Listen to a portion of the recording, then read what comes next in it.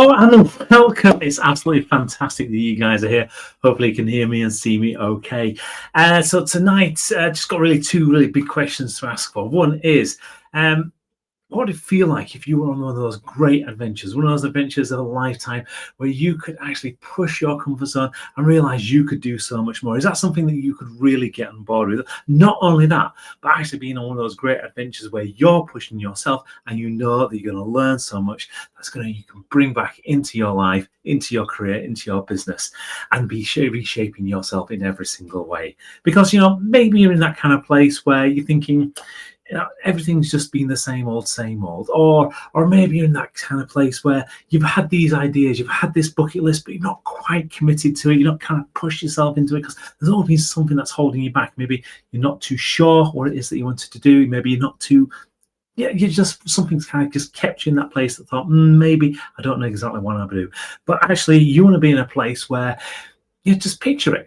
You're right at the top of Mount Kilimanjaro. You've got the whole of Africa laid out on your feet. But the best part is because you've just spent the last few days climbing that hill. Climbing that hill is not just a physical thing, but a metaphorical thing, a mental thing, a spiritual thing, a challenging thing. And you're learning those things that you're going to take into your life. Not only that, but imagine when you come back, the stories that you're going to be able to tell people, the way that you're going to be able to interact with them and really inspire other people. You're going to have that drive, that passion, that fire in your belly that you really just want to keep doing more and more. And this doesn't matter whether you're 40, you're 50, you're 60, you're 70, even up to your 80s, because we've got a great mountain guide, a chap called Pat Falvey, which I'm going to be introducing you guys to a second, who's a wonderful human being. He's done so many amazing things, which includes taking people of all ages up some of the highest peaks in the world with one of the highest success rates as well. So without blowing any more smoke up his backside, I'd like to introduce you to the amazing Pat Falvey. Martin, and hi everybody, and it's great to be here actually giving this presentation. Just a little bit about myself, as Martin has said. My name is Pat Falvey. I'm also known as the Accidental Rebel. I'm an explorer, coach, mentor, and an entrepreneur. But my love is people. My love is adventure. And tonight we're going to speak about one of the mountains that I love most. It's a bucket list for a lot of people, and that's Kilimanjaro. There she is there. We're flying in. You can see Kilimanjaro below us, and it's above the clouds. It's beautiful. It's amazing. And it's a mountain that most fit people can attempt to summit. Kilimanjaro, as you know yourselves, is iconic for a number of different reasons. It has 5 different ecosystems, of which I will talk about later. We'll go through a lot of stuff and I'll explain it. I'm going to show a video of the start section of it. As well as that, by the way, it's one of the 7 summits, which might mean nothing to you, but it's the highest point of one of the continents in the world, and there is 7. So to climb it and to become a member of one of the few people in the world today that will have summited Kilimanjaro and see the last snows of it, because it is actually amazing that way. Now, you may have a question asking, can I climb it? Am I fit enough? Can I find time? I need a challenge. So today, what I'm going to do is I'm going to bring you on that journey, through this webinar with Martin, and tell you all about it. So if you want to, we'll answer probably about 30 or 40 questions that you have yourself in relation to Kilimanjaro if you've never climbed it before. So I'm just going to give a start of what it's like on Kilimanjaro. This is a small video. Sit back, relax. I'll be back in a sec. Far over the misty mountains go, to dungeons deep and caverns low, we must away at break of day to claim our long forgotten gold. Far over the misty mountains go, to dungeons deep and caverns low, we must away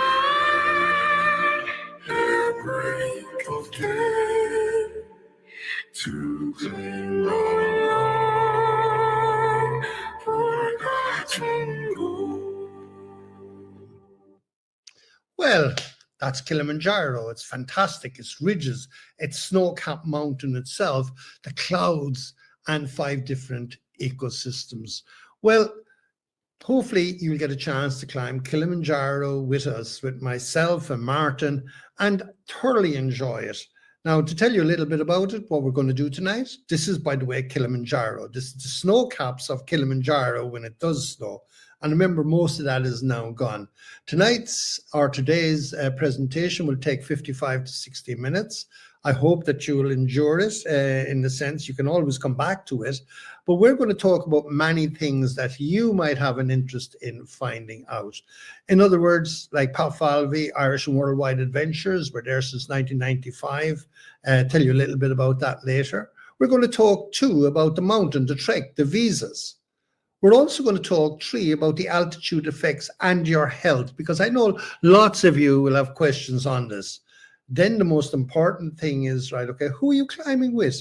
Your guides, the office, the backup team that will keep you informed or your family informed from the office here to the office in Moshi to the mountain and all the ways back. The fitness requirement, we have lots of inquiries about fitness required, the gear and the packing. And you will see, by the way, when we talk about gear and packing, the necessity to ensure that you have everything. In other words, if you fail to plan, you plan to fail. And then we'll just tap on the side of it, right, okay, and go into Africa. Amazing. Do you want to do a safari? Settle down in the tropical island of Zanzibar, go swimming with the dolphins, go snorkeling, probably read a book. We'll then talk about the costings and a wrap up. And if it's the case you have any questions to ask, you can just fill them out. We will give you a place where you can send them to us, and we will answer all the questions for you. So here we go. Welcome to base camp. This is base camp in Europe. By the way, this is my house, and we operate from here all around the world. It's just not Kilimanjaro, Antarctica, South America, North America, the likes of Asia, and indeed Ireland, England, Wales, and Europe.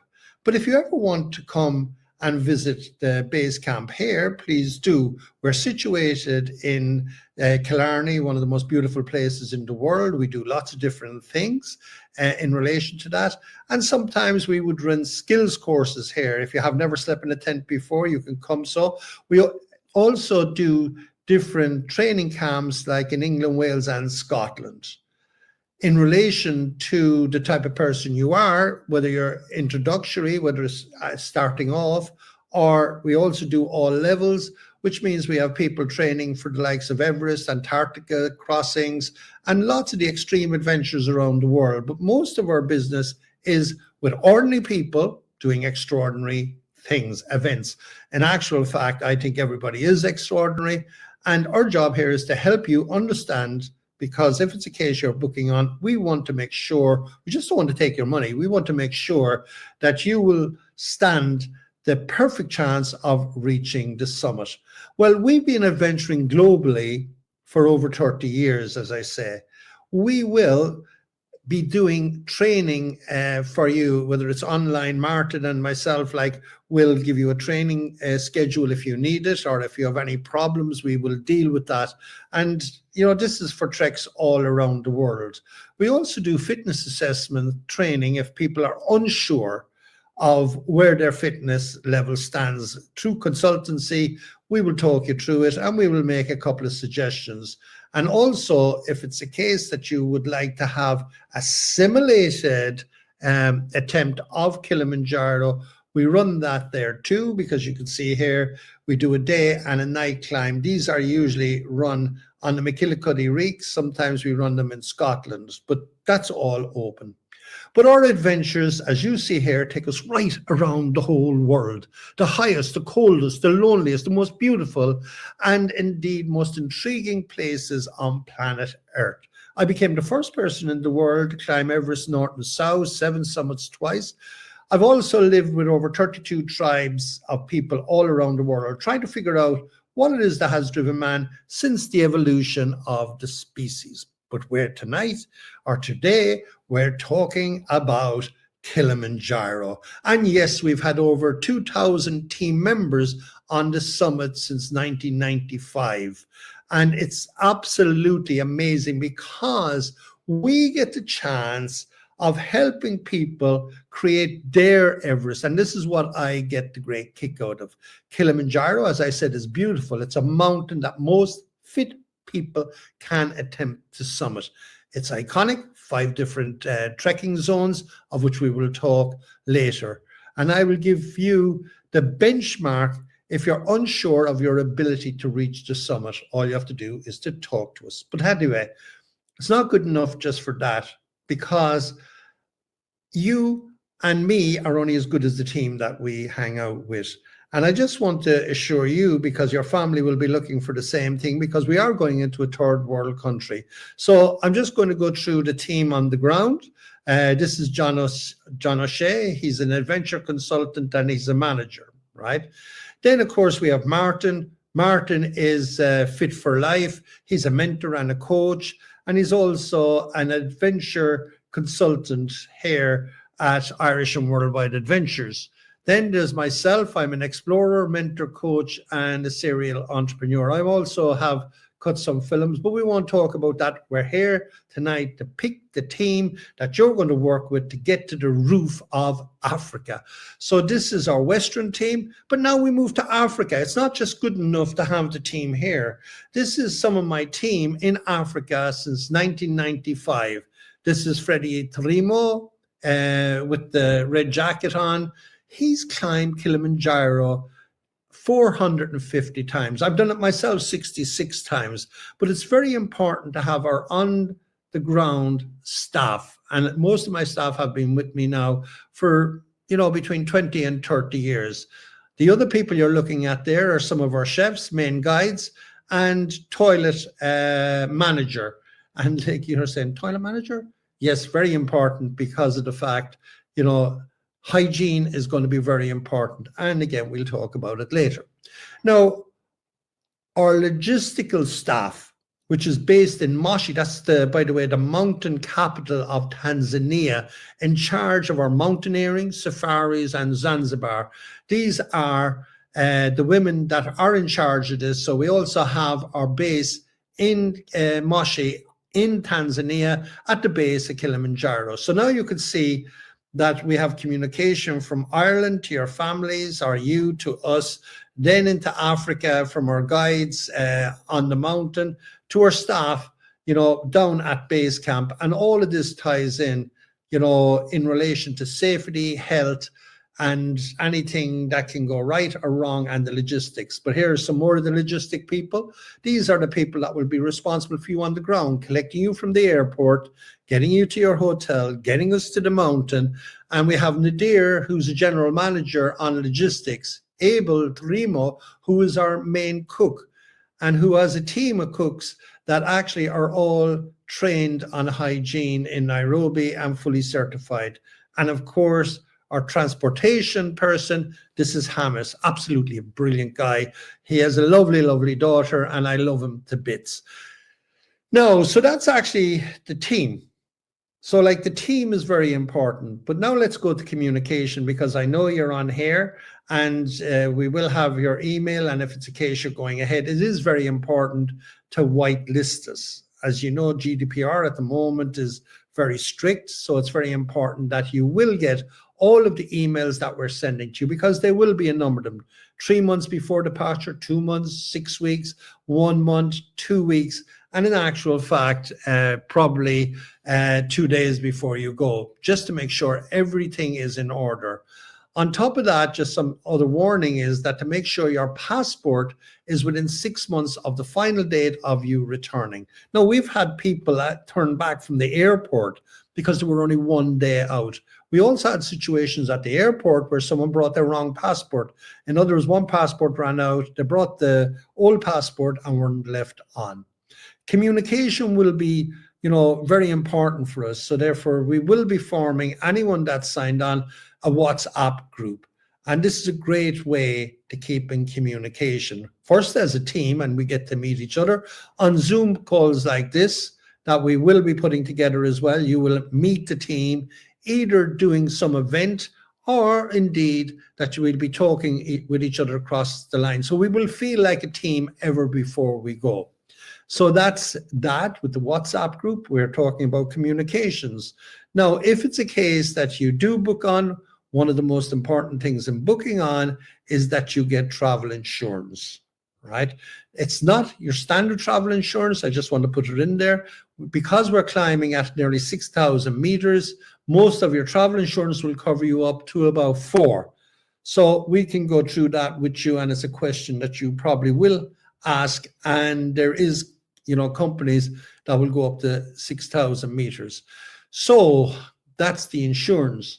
Now I want to move to gear and packing, and the reason why I'm talking about this, and all you have to do is to watch the slides of where we're going over the next while, and you will get the fact of what people are wearing, because I'm sure you're asking yourself now, and if not, you'll be asking if you do join in, what kind of gear do we actually wear?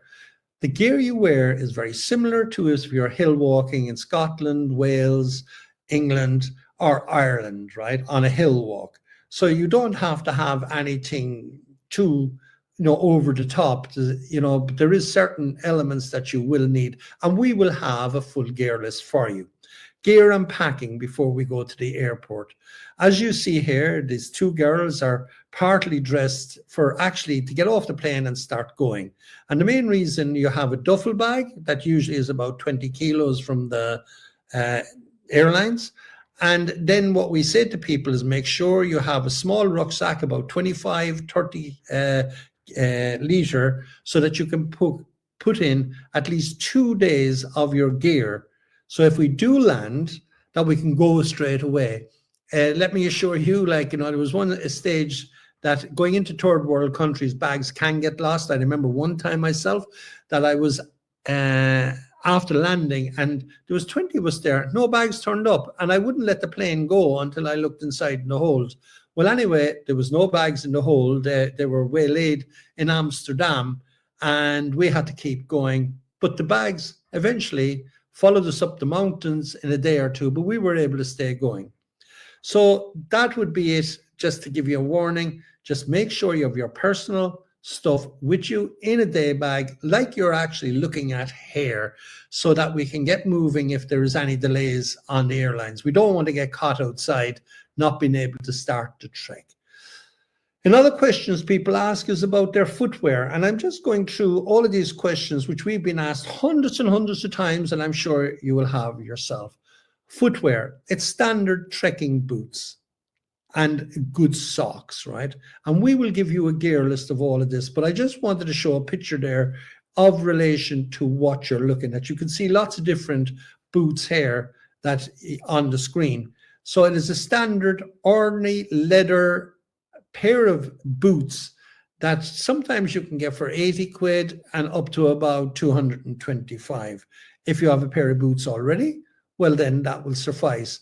But be sure that you're wearing ankle supported boots, because this is not a walk in the park. It's not on tarmac. We're going to be going on treks, and usually a lot of the ways, like, you know, whether you have the English way or like up in Scotland, there's a lot of trekking that you can do are here in Ireland, right? But yes, I just want to show you here, this is a typical bag full of gear. You can see the poles, and the reason why you have the poles is that you can keep your chest up and breathe, because your heart and your lungs are going to have to expand. You will be getting lots of videos on this about packing, about the gear list, and about the gear itself. And believe it or not, every item will be required. Again, what did I say? If you fail to plan, you plan to fail. And therefore, when we get onto the mountain, it's not like you can go down a high street and actually go in and purchase something that you're short. You can't. You therefore must actually have all of the gear that you require.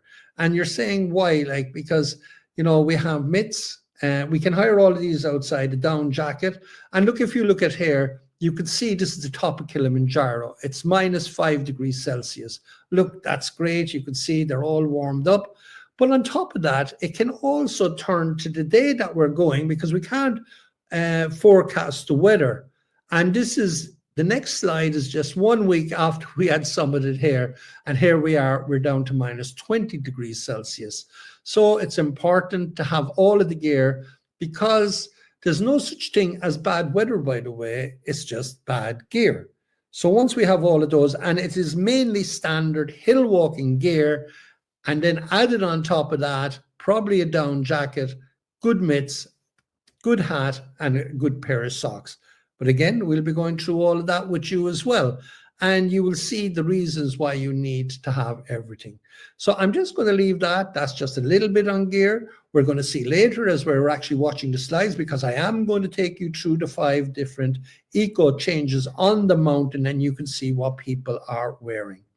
Now, flights to Kilimanjaro. I'm just going to come in here because we're all going to be flying in there. I think, you know, some people might go overland, but on general. So we won't be able to get the price of the flights until that you make your mind up on what date that you are going. So the other thing with flying is we will probably all be flying into international airports, whether it's in Turkey, whether it's in Ethiopia, whether it's in Doha, like this one here. All I want to do is to put a forewarning in front of you now that make sure that you don't fall asleep, that you change your times, and that you're ready to go. And on numerous occasions, I have had some of my team, and they fell asleep in the terminals.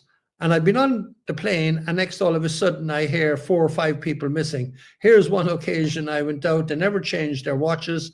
They were called, but they were half asleep and not listening. I had to come off the plane, and here we are, we got them on. But then we're on our way. It usually takes about 6 hours. It's about 14 hours flying with one stopover. But just take a look at this. This is the reason why we're going. And every time I see it, it amazes me, because that's the sunrise over the African continent. And when we're on top of Kilimanjaro, which is that place there that we're looking at, it's absolutely spectacular. So here we are flying in to Kilimanjaro. This time we'll be standing on that summit. So flying into Kilimanjaro, what we're going to do now is we're going to prepare to get into Kilimanjaro, get out, get our gear, and actually start the climb. So this is day 2. We arrive in Kilimanjaro, and as you can see, it's a small, you know, municipal airport, a rural airport. It's quite easy to get through, but they are anal. And I say anal when it comes to paperwork. Again, as I said, make sure that your passport was within 6 months of the final date. Also, we will talk about vaccinations, but like at the moment, going into Tanzania, you don't need a yellow card for yellow fever, but you know, it's important that you get the vaccinations, and we will be giving a full list of vaccinations to you. Once we get in the terminal, it's quite easy because you're going to have a visa. The visa, depending on the nationalities, work out between $50 and $100, depending on the nationality that we are as we actually go in. And it's a fairly complicated system to get the visa, but we will be doing all of this on another video for you if it's a case you're signing up. Once we get into the departure or into the baggage hall, we all stick together. Now, it could be that you're just on your own and we're going to pick you up. But if we're together, we all wait until the final bag is off and we exit, because there'll be people grabbing you to try to take you away, to bring you to hotels. So if we're all together, our people will be outside on the bus and an hour approximately to the base of where we're going to call base camp. And that is usually in Moshi. I've been using the same hotel for the last 20 years because it's secure. And it's very important that we have a secure hotel in Africa, because, by the way, like just a jacket you're wearing could be a year to 2 years' wages for some of them. So into the bus, on the way, we will make an exchange of currency, like whether we're using sterling, euros, or dollars. We try to convert a certain amount of that into local currency. Once we get to the hotel, we're going to have, every day, we're going to have a briefing in the morning and a briefing in the afternoon, because it's very important that we actually gauge where you are in relation to how you're feeling. So we ask everybody how they're feeling when they start, and every day and every night we'll be doing, a recheck on that. And I'll show you later, this type of questions that we will ask. Of course, before we start, we have a briefing. We go through the tent.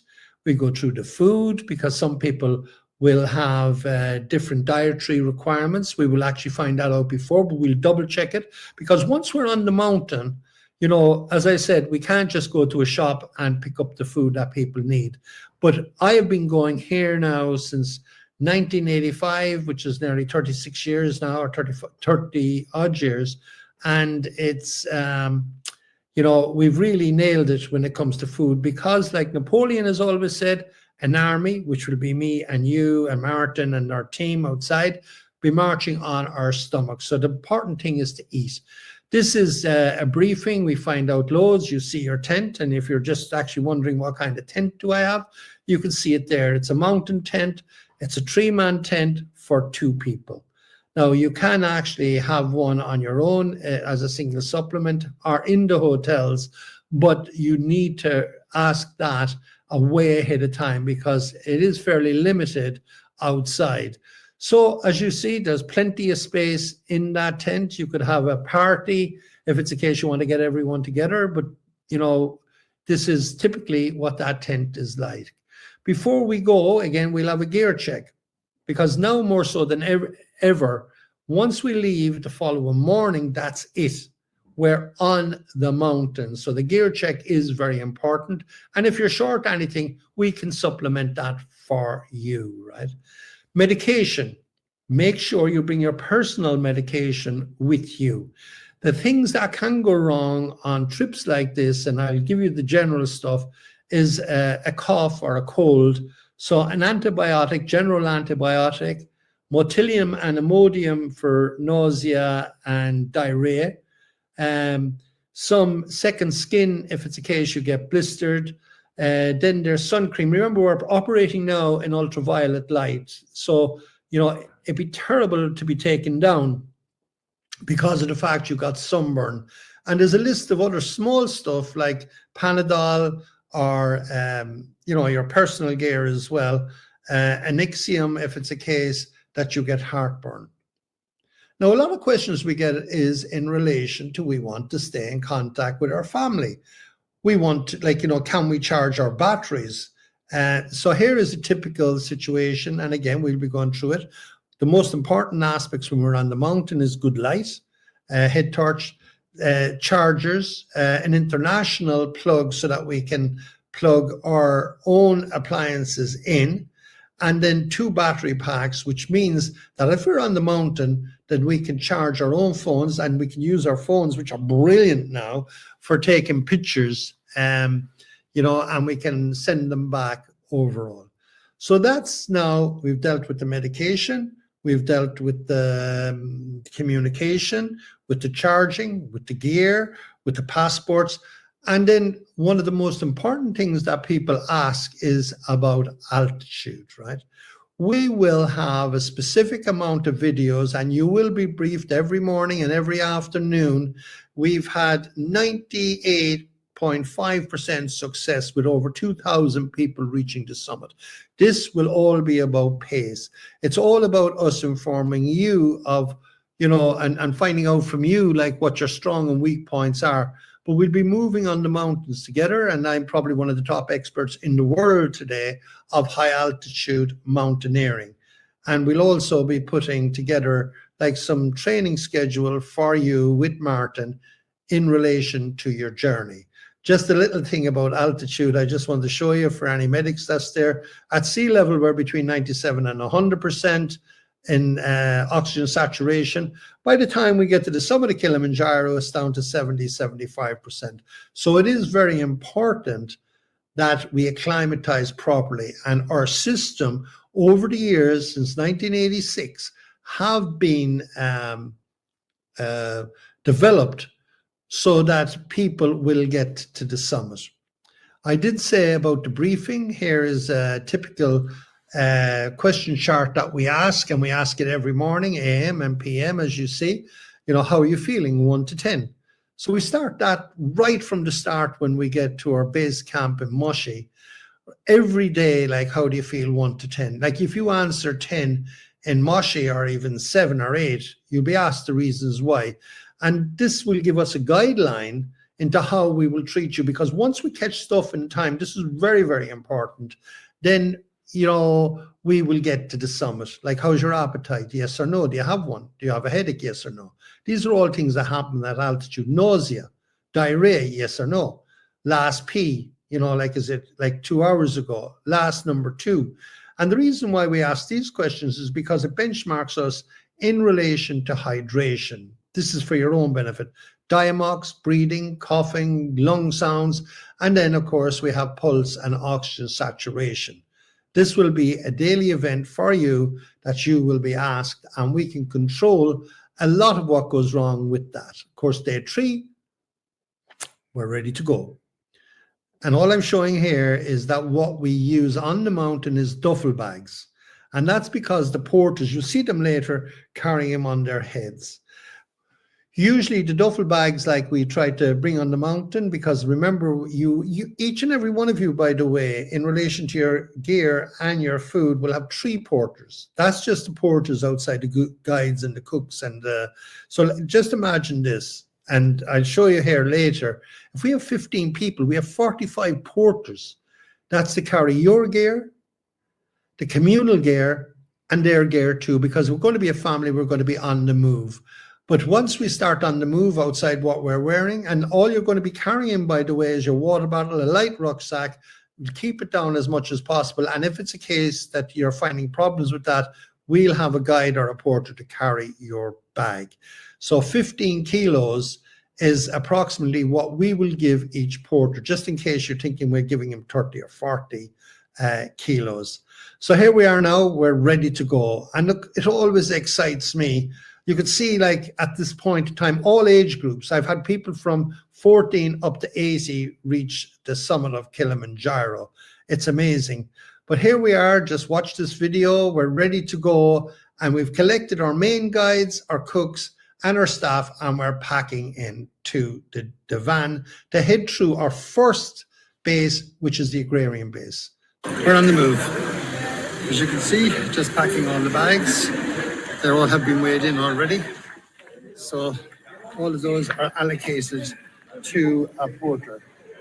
So we'll have about 15 people, or 45 porters to carry all the bags and the food and the tents. So that's it. We're ready to go. Everyone is happy. We're there for a reason. What's the reason? To climb Kilimanjaro, highest mountain on the African continent. We're sat into the bus and we're on the move. Here you can see Freddie, my main guide since 1986, and we're on the move with our some of our cooks and also some of our guides. Now we're going to go through, it's 45 minutes to the gate, but we're passing through the banana plantation, the coffee plantation. And as you're going, but if you just look at these lads here, like, they're spotless. You know, and like, if it's a Sunday and there's a service on, like, thousands of people walking along the road, like, dressed in amazingly. So this is going through the banana plantation.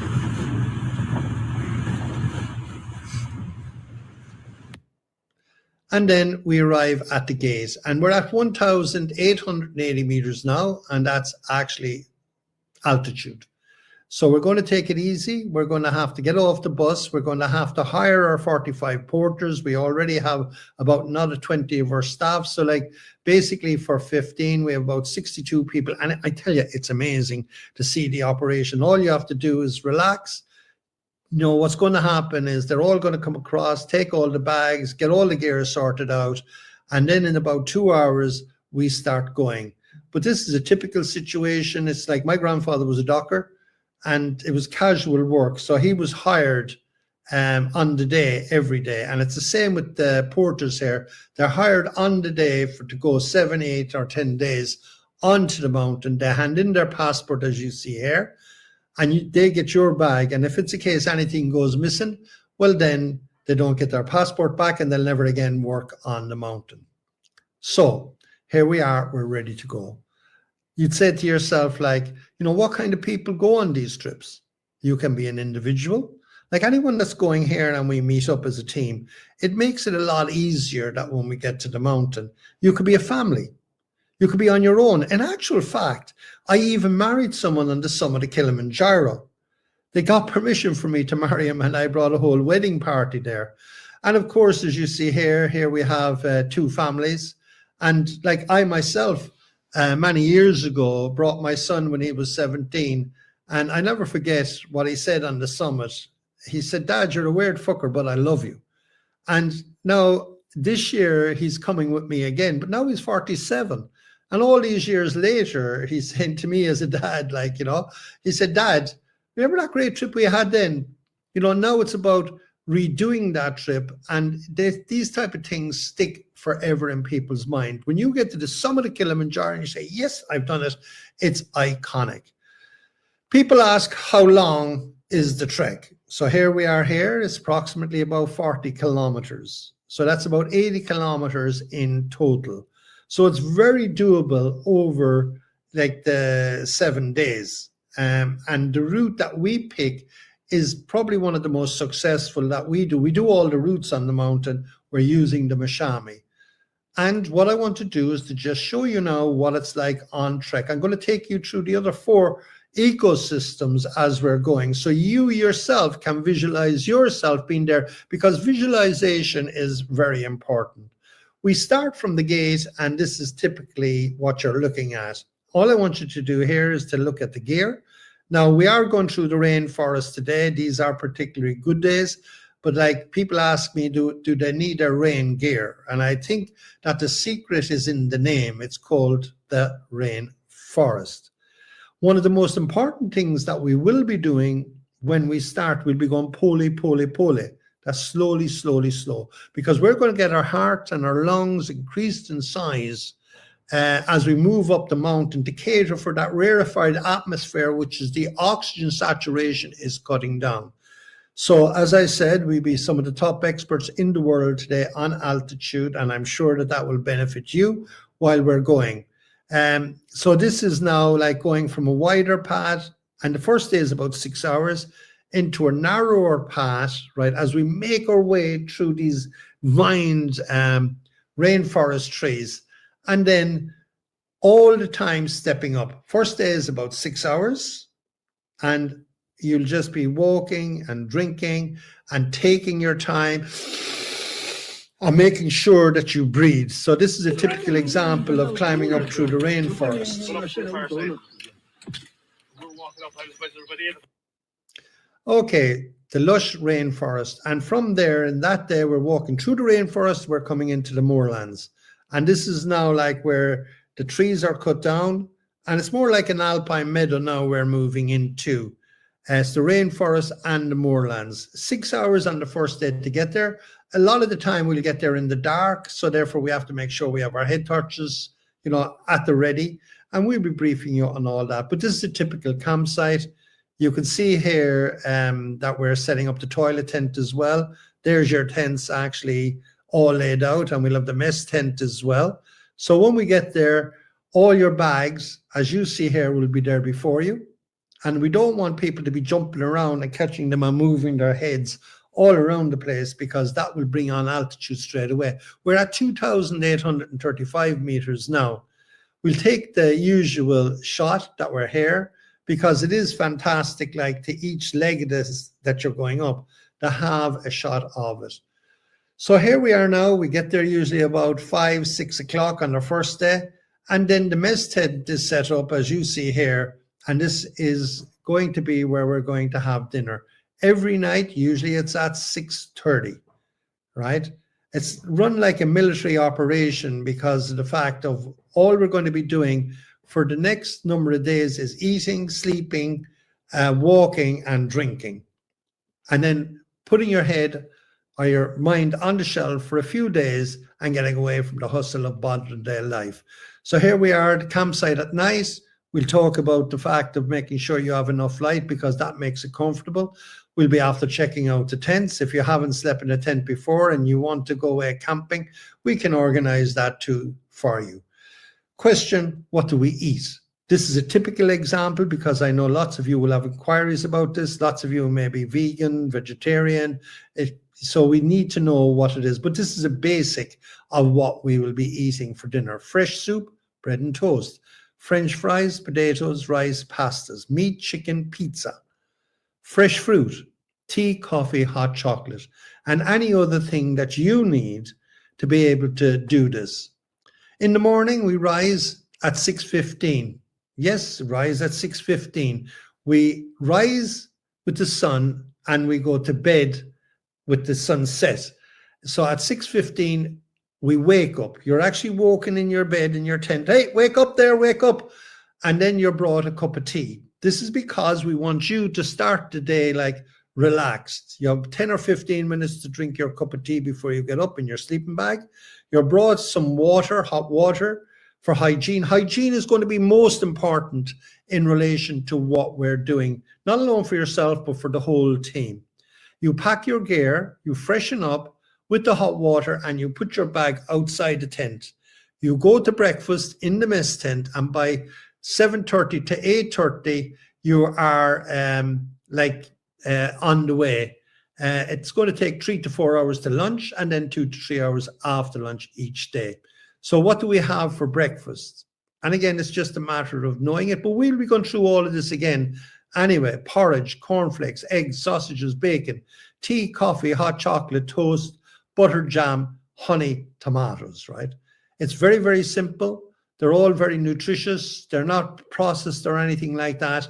And then we move. A little warning about now we're at altitude. It can be very cold in the morning, so therefore it's a matter of dressing up. And I'm just showing you these things here so that you will be able to identify with asking the question. We'll be giving you a gear list, but this will also show you, what to wear or what they're wearing en route. And sometimes like at this time of the morning, it's about 0, and it can go up to 28 during the day as we climb up through the different sections of Kilimanjaro. Acclimatization, again, pole. Like we will look at all the aspects of if you can take Diamox as a prophylactic, or you can actually just take it when you're en route. We do a full briefing on acclimatization and how each and every one of us are dealing with the mountain on a daily basis. We go through the hydration, the eating, the energy, the psychology, the attitude related to problems that you may encounter, and the use, as I say, of Diamox. So we're on day 2 on the mountain itself, day 4 in reality. As I said, every morning we get up, but you could see like just after they started going, they're down to their t-shirts.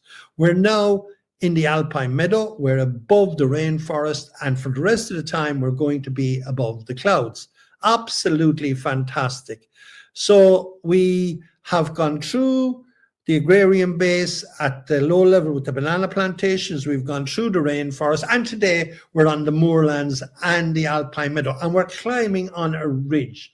So this is a few people just typically going. So you can see here, Kilimanjaro in the back is probably the first day that you'll get a view of it from the point of view of seeing where you're going, and it's really spectacular. You're on the ridge. Take a look at that. The clouds are below you. It's going to be pole, and people say to me, how do you mean pole? Every one of us are there to get to the summit, right? And I always remember a story that was given to me by my mom years ago. It was about 8 Special Olympians trained for 4 years to win gold, silver, and bronze. They got to the Olympics in 1968, and the gun went off. And believe it or not, everyone was watching the girls as they took off. One little girl fell. And everyone went, oh my God. The second last little girl forfeited her gold, silver, and bronze, came back, picked her up. And the whole auditorium were crying. Then the other 6 girls stopped. They came back, picked up the other 2 girls, and they all linked hands and they crossed the 100-meter dash together. But believe it or not, for the first time in the history of the Olympics, they all got a gold medal. Our job is that we want everybody to get to the summit. So by being patient, and like we've never failed on this yet in getting people to the summit. As I said, about 98.5% success rate if we do this right.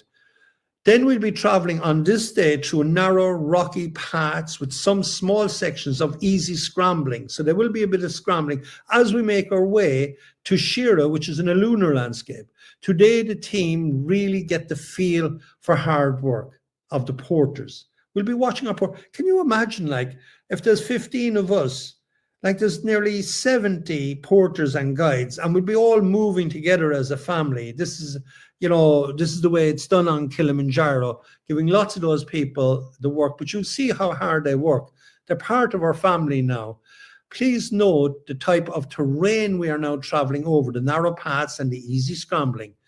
I'm just going to let the slides run and ask you yourself to visualize, you in this place, because visualization is so important, when you're doing something. If you can visualize it, you can achieve it. If you think you can, you will. If you think you can't, you won't.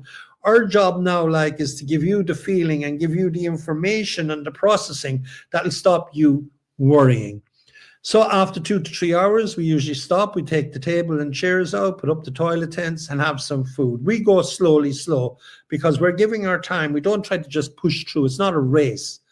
So usually for our lunch in the mess tents, we usually carry hot soup. We'll have a cold dish of pasta. Sometimes we have chips, rice, pizza, tea, coffee, and hot chocolate. This is for lunch. Napoleon said, as I said, an army moves on a stomach. This enables us to ensure that we get proper nutrition, and proper nutrition is very important into us to sustain the energy for the climb itself. We will be burning, just in case you don't know, about 4,500 calories a day. So it's quite a lot. After lunch, in this day when we're heading to Shira, you could see some of the scrambling here. You could see what they're wearing. You could see the guides, if it's a case you're nervous, at the stepping points, as we make our way through this barrier for about 2 hours.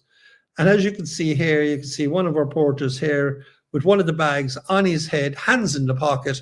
And this is absolutely spectacular as we're climbing up over this. And I can assure you it's interesting.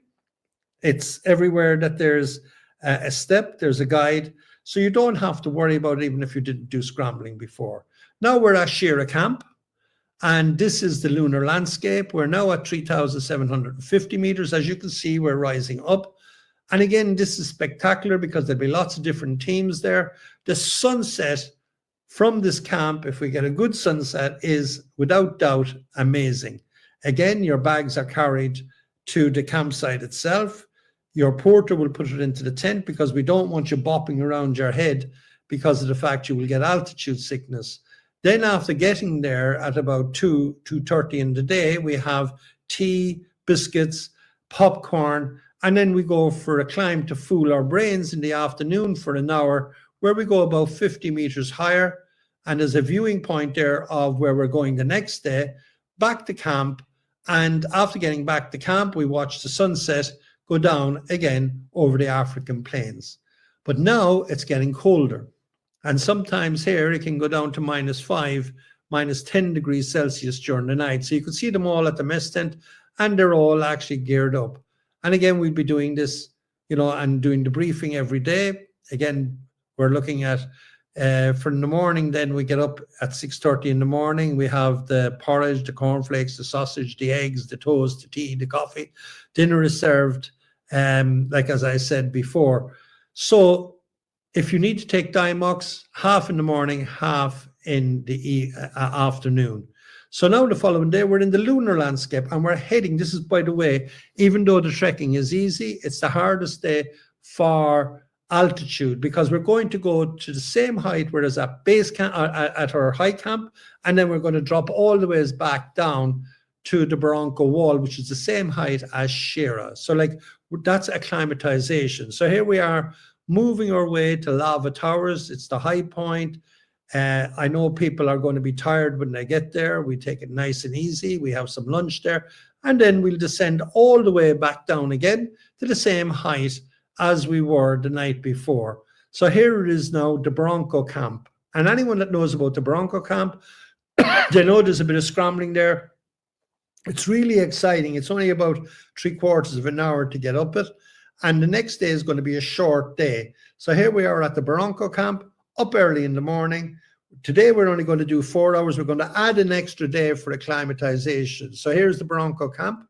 This is where we'll be doing a bit of scrambling, as you see. And this is what it is like.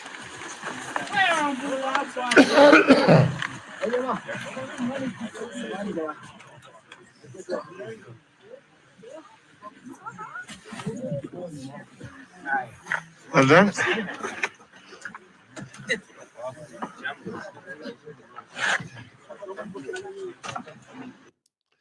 So that's it. All our porters, all our team, you know, are making our way through this. This is like, to see this is amazing as you're climbing up through here. You know, it's lovely, lovely scrambling. It's not dangerous, but you have to be very, very careful on it, right? And as you can see here, this is called the Kissing Rock. You can see Abel below, John here as he's crossing this Kissing Rock and making their way up. Every step, you can see that we have guides stationed. And on top of that, all the porters are going through as well with your bags, with your gear. And then we get to the top of the Bronco wall. And here we can see there we do a star jump overlooking the African plains below. And our lads are absolutely amazing. I've been working with them, this group, on my team since 1995 here in Africa. So it's the same leaders that have been, you know, coming there with me. Then we're at the Karango camp. This is where we put in an extra day for acclimatization. It's a short day. We get there early, we relax, go for a walk in the afternoon again to climb high, and then we drop down low again, only about an hour up. But lots of people are very concerned here because this is the day before the summit day. And all I can say is just relax. Our job is to ensure that you relax, that you eat well, that your pace is perfect, to be able to enable that you are going to succeed. Positive mindset, very, very important. So now the following morning, we're up again at about 6:30. We pack up, have our breakfast, and we're on the move. We're now in a lunar landscape. And this is serious. It's like you're walking on the moon. There's no vegetation or growth there. So now we're after going through the fourth of the ecosystems. By the way, that's Freddie. He's just giving the thumbs up. But this is what the lunar landscape is like. You can also, as you're watching, like just keep watching the gear that people are wearing. Now we're going to be at high camp, the same as the lava towers. Lots of questions in relation to your health, how you're feeling, yes or no, headache, appetite, diarrhea, last pee. So we're really preparing now to leave at about 11 o'clock at night. Just to show you as well, all our cooks are trained. This is the mess tent for making the food. And we arrive here and we get there at 1 o'clock. We have some lunch. We go to bed at 6 p.m. We have dinner like at about 5, lunch at about 1. And then we're ready for the night. Everyone is apprehensive in relation to going. And by midnight, like we're on the way. Usually we start at 11 o'clock, but just to give it to you here.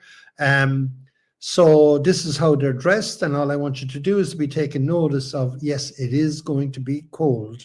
It will go down to -5 degrees Celsius. We will need a good down jacket, pair of gloves and hats.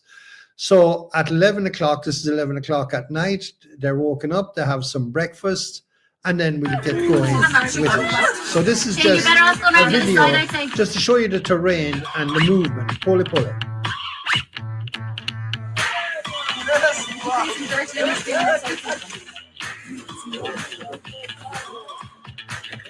And hopefully I will have.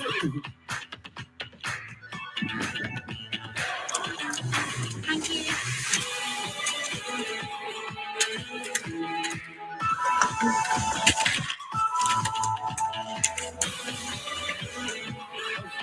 2 porters with the group. Happy, yeah. Be careful.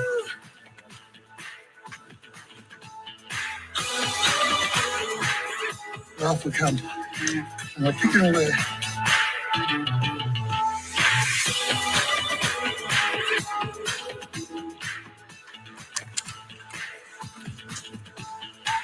One hour in.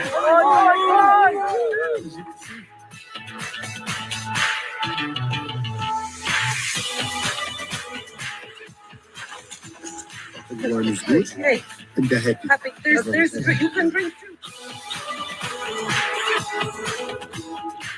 Happy. Why you?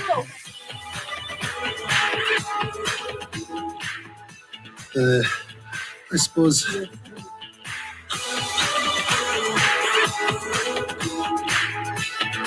as you can see, Pole Pole, all the guys very, very happy, singing, dancing, all the way. Still a long night ahead.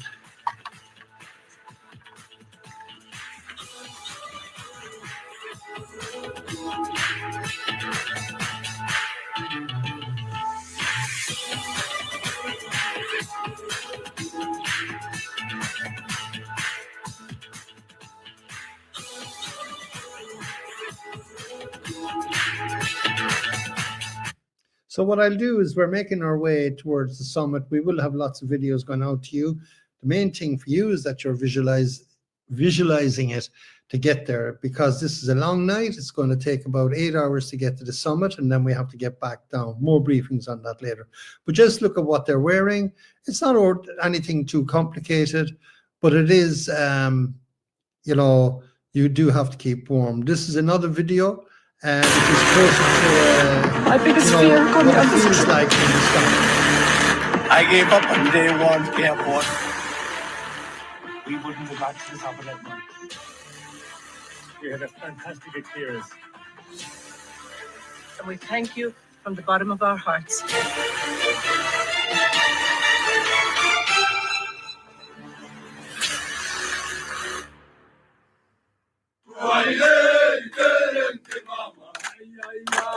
We're up at the camp, and we're up. It's now 10:30. People are getting ready to go. Everyone awakened from the slumber. So far, from looking around, everyone's in good form. Go to the nest tent now, have some sustenance for the night, and then take off. I'm feeling mighty, look. I'm sure I'm going to find ball of porridge. Two of them. It's like round two. Well, lads had a wonderful team. Bang on time, 11, and we're off. That's the best about the training we've been doing. So, to the top.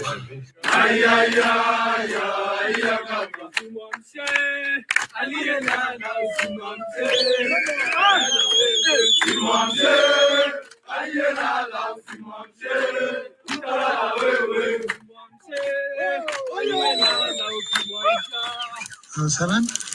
Helen is doing good, Pat. Honestly.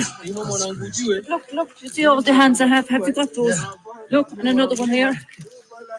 This is what it's all about, Pat. Approaching Stella as dawn is beginning to break. It's very cold. We're getting there. So far, so good. And that's it. Approaching Stella Point.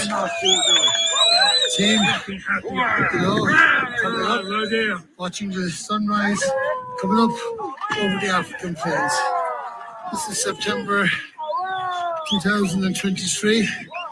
For me, it's my 64th summit when I get there. We're going to be at Stella. And to see, look at that. Absolutely amazing. All the excitement. And yes, look at this. Overlooking the African continent. And, yeah.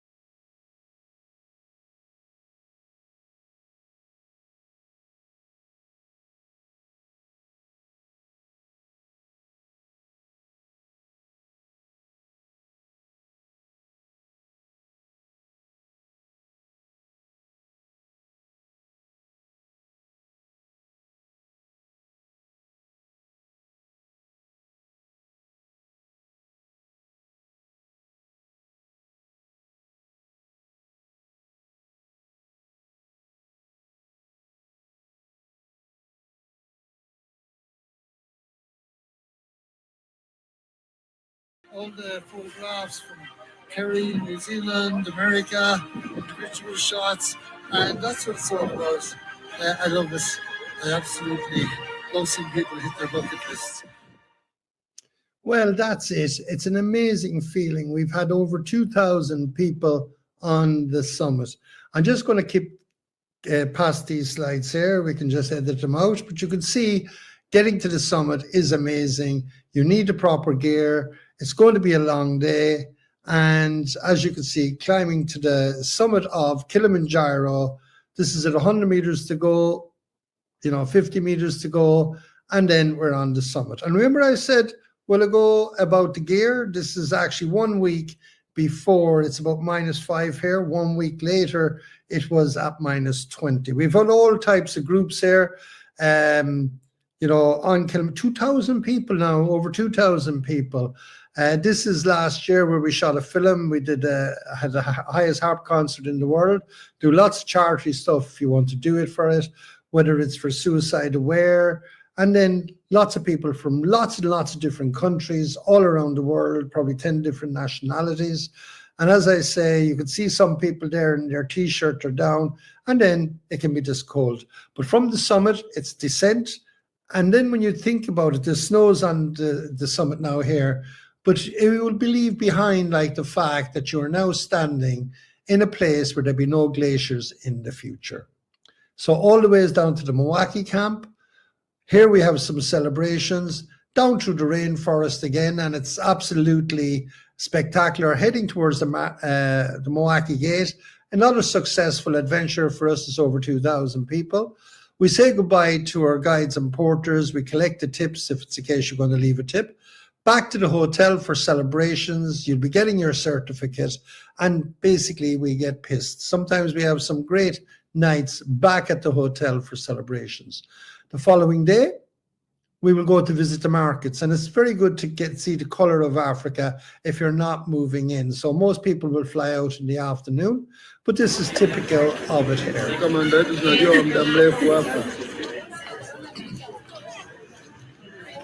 How's it going, brother? Like the markets with the fish, the chickens, like all alive, and like it's the way that they package this whole thing is amazing. Some people might want to put on an ad on safari. I've done about 20 or 30 of them myself. I find it fascinating when I'm in Africa. We usually stay in 4-stroke, 5-star hotels, the best of jeeps. So we head off on safari, usually 5 to 7 people in the jeep. Go to visit a lot of their museums, and then onto safari itself. As I say, we go to Talangari, Lake Manyara, and Gorongora. One of the most fascinating safari parks in the world is Gorongora. So this is just a typical example of a day on a safari. So we see lots of wildlife, all the big five. Then we go to some of the Maasai villages, and we find out about some of their culture, as you see here. This is a guy looking for a woman. You can see one of our own team here. Trying to jump as high as the Maasai. They're an amazing tribe, nomadic tribe. So that's the safari. And then some people might move on to Zanzibar. It's a tropical island, ideal like for swimming with the dolphins, swimming with the turtles, going to see Prison Island. Freddie Mercury was born down here, go to see the museum, or else just chill out, reading a book, going to lovely restaurants, seeing beautiful beaches and amazing sunsets. So I did say I would try to get out of this in an hour. So here I am doing my best to do that. So now we will talk about the price on this particular season, right? And what's happening at the moment is, as you can see all around the world with the turmoil that's going to go on, we're holding our prices for this season, but they will definitely go up next season. So here we are, Kilimanjaro. So what's included? It's 3,550 sterling. You will get all your accommodation is based on twin sharing rooms with tents. The national park fee is included, and it's $1,000, by the way, for the fee just to get into the park. All the guiding, the porters, the cook fees, etc., all meals and fully serviced while on trek, airport transfers with the main group, chemical toilets for the group, and there's 14 different dates available. What we don't know yet is what your international flight will cost. You can actually use some of your points if you wish. So we'll wait for you to pick the date, then you can get the price, you can get it yourself, or we can help you get it. If you want to go to Zanzibar, it's about £750 for 3 nights in very, very good hotels, half board, 4 days.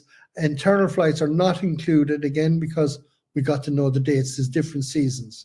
The safari is £1,350, and that includes like 3 days full board, 4 to 5 star accommodation, private jeep, Lake Manyara, Gorongora and Tarangari, and everything that's included with that, including the permit fees, which are super expensive on safari. So that's it. We're about to come to the end. So why climb with us? It's just that I know we've been doing it for a long time. We're also licensed and bonded. I'm not going to go through this here, but we will send it out to you in relation to testimonials of people of all different ages, so you can fit yourself in somewhere on that. Also, like, we will have, as I said, training and fitness assessment if you want it. We will be sending out good morning. videos It's Karen on Tuesday this. today. And I think that's about it. Kilimanjaro, one of the most fascinating bucket lists in the world. And I look forward, myself and Martin and my team look forward, if you are joining us, to sharing an experience of a lifetime. So I'm going to stop sharing here. I'm going to come back into Martin and we'll just finish up. Thank you very much, Pat. So hopefully you guys have now got a bit of a taste or a bit of the bug for Kilimanjaro. It's going to be an absolutely epic adventure. I'm super, super excited and looking forward to it. And I think we've got a good team coming together, which is also great. So it's not just going to be yourself who's going there and enjoying the time. It's going to be other people as well. And we've got a real good variety of people going to be going there. So both of us that maybe a bit older than others, and some are a bit younger than others. But the best part about it is everyone's absolutely wanting to get up to the top and just enjoy the experience, enjoy what Africa can give us, and enjoy just the experience of climbing a mountain. I mean, this is just something that not everybody does in the entire world. If you do have lots of questions, etc., happy to take any questions that you do have. Happy to go through anything as well. But you might have been wondering, what on earth is this? Oops, what on earth is this thing down here? This nice little QR code. I've kind of pulled this together. If you do want to find out a bit more about climbing Kilimanjaro with us, then book a call with me. I've cleared some space out in my diary so that we can have a chat in the next couple of days, and happy to answer any kind of questions and things, and just see if it's the right kind of thing for you to do, if it's something you're going to enjoy, if it's something that's going to change your life in some respects, because when you tackle great big adventures like this, you never ever are the same. It's something that you're going to go through and just make total differences in your life. As Pat's already gone through a lot of the things there, certainly regards to things like health and fitness, but if there are any kind of questions about that, again, happy to answer those kind of things on the consultation call. Same with, for example, how we're pulling the team together, questions around gear, etc., or insurances and things. The questions I might be asking you guys as well when you do book the call is where you want to be flying from.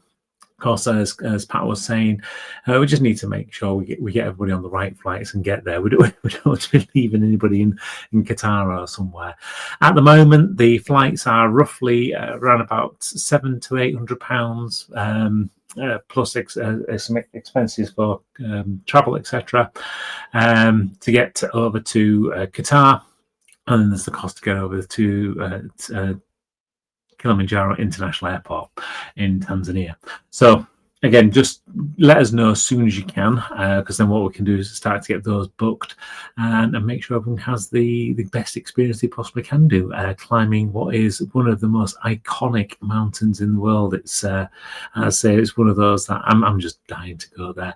I myself, I'll be going for the full trek, so I'll be going up Kilimanjaro, do the safari afterwards, and then do the relaxing bit in Zanzibar as well, because life isn't always about doing. Sometimes you just have to be a human being skiing as well. And it's as good to kind of take that time out, rest, relax, recuperate, so that when you do get back to the UK, you're kind of hitting the ground running again. You do so in the best possible way. So that is Kilimanjaro, what is going to prove to be an absolutely extraordinary. It's just going to be. I don't even have the words to say it. So if you do have any questions, etc., or would like to just know a little bit more, yeah, just go ahead, just book that call with me, just scan that QR code, and we'll have that conversation and see how we go. So the Kilimanjaro trip, we're just to remind you again, the dates. That's the kind of key thing that people do keep asking me about. So the dates are going to be 13th to 23rd. Plus an extra 3 days for the safari, plus an extra 3 days from that for the trip to Zanzibar. So if you want to do the whole trek, it'll be the 13th all the way through to the 30th, including the 2 trips. But if you do want to come back, it'll be 13th to 23rd. We'll need to have the flights on top of that. So it'll be a day or so before for flying out to get to Kilimanjaro International Airport, and then a day or so after to get back to the UK. If you didn't fancy clicking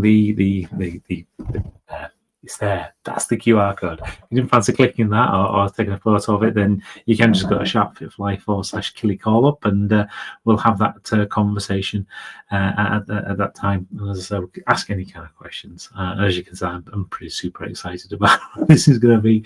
So yeah, I might be like a good kid at the candy shop. I think that's half the thing. But anyway, hopefully you've enjoyed what Pat's been telling us, and I think the only thing really left to say is really looking forward to hopefully seeing you there, hopefully be part of the team.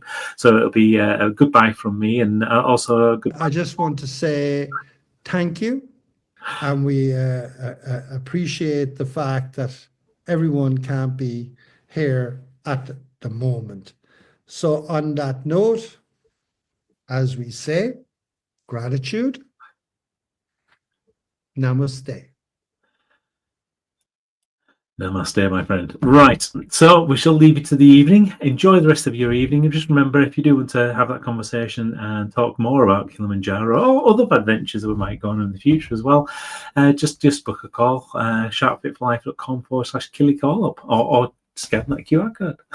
All right, have an absolutely brilliant evening and a great week ahead. Bye bye for now.